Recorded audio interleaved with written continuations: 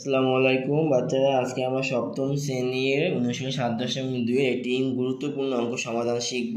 তো আসলে কোশ্চেনটা কি বলছে, একটা আয়তাকার জমির দৈর্ঘ্য প্রস্থের 3 গুণ, তার মানে আমরা দৈর্ঘ্য প্রস্থ দেওয়া আছে দৈর্ঘ্য প্রস্থের 3 গুণ, আর জমিটির পরিসীমা হলো 40 মিটার। জমিটির দৈর্ঘ্য প্রস্থ নির্ণয় করতে বলছে।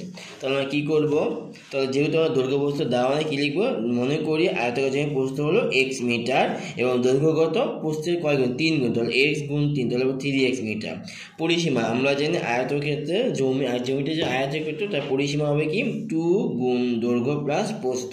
দৈর্ঘ্য কত পাইলাম আমরা, দৈর্ঘ্য পাইলাম 3x আর প্রস্থ পাইলাম x, তাহলে x 3x আর x যোগ করলে আসে 4x, 4x কে 2 দ্বারা গুণ দিলে হবে 8x।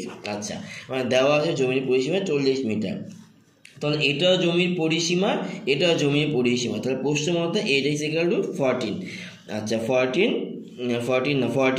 আচ্ছা তাহলে এটা 8x গুণ অবস্থায় আছে, গুণটা তো পাশে ভাগ হবে, তাহলে এই যে 40কে 8 দ্বারা ভাগ দিলে হবে কত 5 হবে। তাহলে এই x কি ছিল, x ছিল আমাদের প্রস্থ, তাহলে কি লিখবো, আয়তাকার জমির প্রস্থ x = 5 মিটার আর দৈর্ঘ্য ছিল 3x, তাহলে 3x, x মানে 5, 3 × 5 = 15, সুতরাং জমির প্রস্থ হলো 5 মিটার আর দৈর্ঘ্য হলো 15 মিটার।